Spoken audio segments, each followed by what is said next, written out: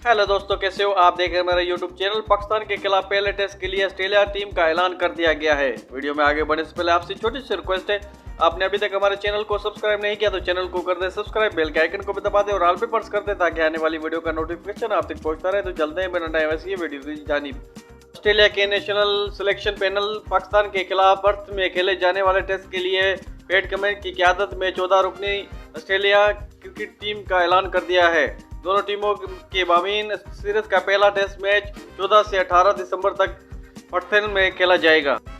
दीगर खिलाड़ियों में David Warner, Usman Khawaja, Steve Smith, Marnus Labuschagne, Nathan Lyon, Mitchell Marsh, Lance Morris, Mitchell Starc, Scott Boland, Alex Carey, Cameron Green, Josh Hazlewood और Travis Head शामिल हैं। ये है दोस्तों आज की वीडियो। अच्छी लगी लाइक करें, शेयर करें, चैनल को जरूर सब्सक्राइब कर दें। मिलते हैं अगली वीडियो में। आज तक के लिए इतना ही। अपना ख्याल रखिएगा।